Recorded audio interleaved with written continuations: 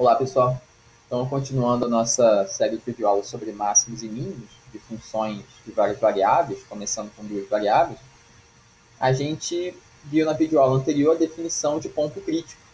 Então, um ponto em que alguma das derivadas parciais não existe, ou um ponto em que as duas derivadas parciais existem e são zero, esse ponto é um candidato a extremo local. Ele não necessariamente é um extremo local, mas se a gente listar todos os pontos que entram no item 1 ou no item 2, os extremos locais vão estar dentro dessa lista. Então, se você tem alguma dúvida aí no que eu falei, volte para a videoaula anterior. Mas aqui no exemplo 3.5 a gente tem uma função polinomial.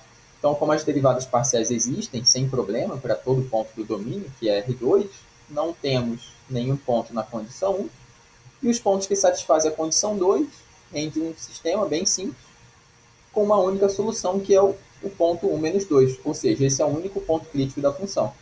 Ou seja, esse é um ponto que é candidato a extremo local. Então ele pode ser máximo local, ele pode ser mínimo local, ou ele pode ser nenhum dos dois. Então, como que a gente faz para saber se esse ponto é máximo local, mínimo local ou nenhum dos dois? Para isso a gente vai usar o teste da segunda derivada, que é esse teorema aqui. Então, o que diz o teste da segunda derivada? Se você tem uma função de duas variáveis e você encontrou um ponto crítico dessa função, e as derivadas parciais de segunda ordem existem, são contínuas em torno desse ponto, o que a gente pode fazer? É o caso do exemplo anterior, né? Você encontrou um ponto crítico, as derivadas parciais de primeira ordem e segunda ordem existem, né? E são contínuas, então o que a gente vai fazer? A gente vai calcular essas derivadas parciais de segunda ordem, fxx, fyy, e a derivada parcial fxy. Lembrando que se elas são contínuas, essas derivadas parciais de segunda ordem, então fxy é igual a fyx. Então, calculando todas essas derivadas parciais naquele ponto, a gente pode fazer o cálculo desse número d. Então, todas essas derivadas parciais calculadas nesse ponto resultam em um número d, que é um número real. Tá? E a gente vai olhar para esse número real. Se ele for positivo, se d é positivo, a gente tem um extremo local. Como eu estou indicando aqui, se d é positivo, o nosso ponto em questão é extremo local. Lá no item 3 está dizendo que se d é negativo, então esse ponto ele não é um extremo local, conforme eu estou indicando aqui à direita. Mas sabendo que esse ponto é um extremo local, a gente vai querer saber se ele é máximo local ou mínimo local. E para isso a gente faz uma segunda verificação, por exemplo, da derivada parcial fxx. Então aqui estão as verificações que constam nos itens 1 e 2. Se essa derivada, segunda derivada, fxx, é positiva, então a gente tem o mínimo local. Então, como é que a gente pode entender isso? Se essa segunda derivada, derivada de segunda ordem, é negativa, perdão, se ela é positiva, é porque a gente tem uma concavidade para cima, e aí, nesse caso, o ponto crítico ele é o mínimo local. É o que a gente vê no item 1, e que eu indiquei aqui. fxx positivo, a gente tem o mínimo local. No segundo item, se essa fxx é negativa, é porque a gente tem uma concavidade para baixo. Então, o nosso ponto crítico ele vai ser o máximo local, como eu indiquei aqui. Tá? E um ponto aqui é que essa verificação da fxx pode ser feita tanto com fxx ou com fyi. Porque o que acontece quando d é positivo? Se a gente sabe que o d ele é positivo, e a gente sabe, né, que esse termo todo aqui, com esse sinal de menos, ele é menor ou igual a zero, por conta do quadrado. Então, se essa expressão toda é positiva, e esse termo é menor ou igual a zero, a gente conclui que esse produto é positivo. Então, se o produto é positivo, é porque esses dois termos do produto têm o mesmo sinal. Então, você pode fazer a verificação com fxx ou com fyi. Essas derivadas parciais podem até ter valores diferentes, mas no caso em que o d é positivo, as duas derivadas parciais vão ter o mesmo sinal. Então, você vai fazer a mesma verificação e vai chegar à mesma conclusão, usando fxx ou fyi, no caso em que d é positivo. E uma outra observação interessante é que essa expressão para d, ela pode ser escrita no formato de um determinante de uma matriz 2 por 2, Lembrando que fyx é igual a fxy, por isso aparece esse quadrado, quando as derivadas parciais de segunda ordem existem e são contínuas. E o que ficou por último aqui no teorema é que se D é positivo, a gente está nos itens 1 e 2, mínimo local ou máximo local. Se D é negativo, a gente não tem um extremo local. Se D é igual a zero, então a gente não consegue afirmar nada com esse teste. Tá? Se D é igual a zero, a gente teria que usar um outro argumento para verificar se o ponto é máximo local ou mínimo local. Tudo bem? E aqui, quando D é negativo, a gente chama esse ponto de Sello, um ponto crítico, onde os derivados parciais existem, né, de segunda ordem, são contínuos, mas ele não é um extremo local. A gente chama esse ponto de Sello. Bem, então vamos ver agora um exemplo, que é o dessa função fxy. A gente vai primeiro encontrar todos os pontos críticos da função, e depois vai classificar eles como máximos locais, mínimos locais ou pontos de Sello, de acordo com os itens do teste da segunda derivada.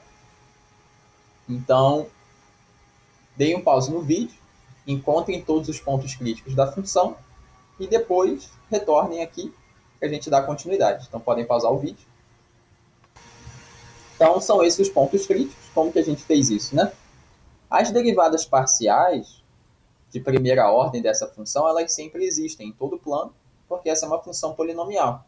Então, a gente não vai ter nenhum ponto crítico no item 1, apenas pontos críticos do item 2.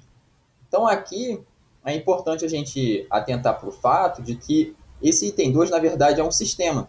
Ele diz que a derivada fx é igual a zero e a derivada fy é igual a zero. E as duas derivadas parciais em relação a x e em relação a y estão aqui. E agora a ideia é resolver o sistema. Então, como que a gente consegue fazer isso nesse caso?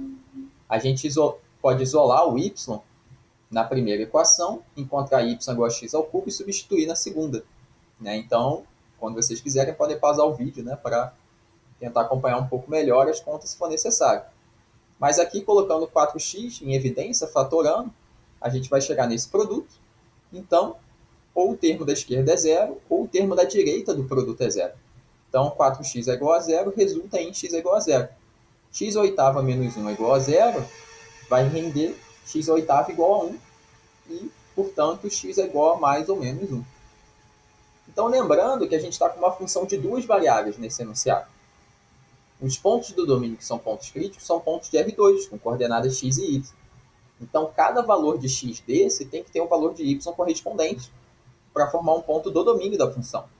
Então, a gente vai fazer isso através dessa equação y igual a x ao cubo. E encontrando os valores de y correspondentes, a gente tem esses três pontos críticos aqui. 0, 0, 1, 1 e menos 1, menos 1. Certo? E agora, a gente vai usar o teste da segunda derivada para saber que pontos desses são máximos locais, quais deles são mínimos locais e quais deles são pontos de Sello. E a gente vai fazer isso usando o teste da segunda derivada. Então, o que a gente vai fazer agora? A gente vai calcular essas derivadas parciais fxx, fyy e fxy. Então, vocês podem calcular fxy e fyx. E nesse caso, né, a gente vai ter que fxy é igual a fyx. E aí, tendo essas funções derivadas parciais, a gente vai calcular esse d para cada ponto desse, certo? Então, esse d ele não é único para a função inteira. Para cada ponto crítico, você vai fazer uma conta separada desse d e vai chegar a uma conclusão diferente, possivelmente diferente, para cada um desses pontos críticos, tudo bem? Então, podem pausar o vídeo e calcular essas derivadas parciais de segunda ordem e tentar concluir, certo? Então, pausem o vídeo e a gente já volta com a solução. Então, a solução vai caminhar dessa maneira. Então, esse discriminante D pode ser escrito no formato do determinante de uma matriz 2 por 2, fxx, calculando a partir daqui 12x ao quadrado, a derivada aqui em relação a y é menos 4, que é igual à derivada fyx, calculada aqui embaixo dessa função em relação a x. E a fy vai ser igual a 12y ao quadrado. Então, a gente vai fazer esse determinante substituindo x e y igual a 0, 0. Então, aqui a gente tem 0 vezes 0 na primeira diagonal, e a segunda diagonal resulta em mais 16, com sinal trocado, por conta do determinante, menos 16. Como esse discriminante ele é negativo, pelo item 3 da segunda derivada, ele não é um extremo local e ele é chamado de ponto de célula nesse caso. E aí o que é necessário fazer agora? Repetir essa conta no caso do ponto 1, 1 e chegar à conclusão para esse ponto, e repetir essa conta mais uma vez para o ponto menos 1, menos 1. Então, um valor de D diferente, possivelmente, para cada um dos pontos críticos que a gente encontrou. E é isso. Então, vejam nas notas de aula a resolução desse problema, né, dos outros pontos críticos. Leiam também sobre o conteúdo que a gente já viu. E assistam as próximas videoaulas em que a gente vai falar sobre máximos e mínimos dentro de conjuntos de domínios mais restritos, que é algo que aparece com alguma frequência também em aplicações, por exemplo, em pesquisa operacional.